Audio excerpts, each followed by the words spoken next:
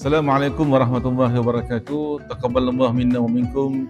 Minna wa minkum taqabbal ya karim. Min aidil faizin. Selamat Hari Raya Aidilfitri.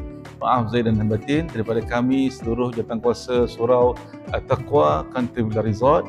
Kami mengucapkan kepada semua jemaah terutamanya di Country Villa Resort ini, semoga bergembira bersama dengan keluarga dan bersama dengan sahabat handai, dan jangan sampai kita meninggalkan amalan-amalan soleh di bulan Syawal ini.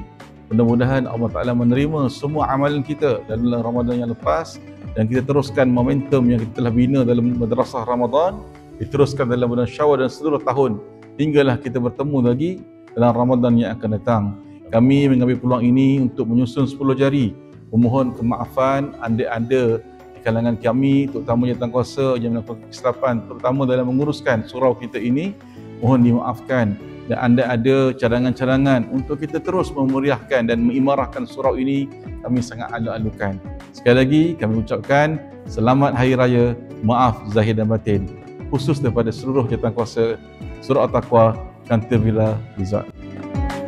Kami mengucapkan selamat Hari Raya Aidilfitri, maaf zahir dan batin.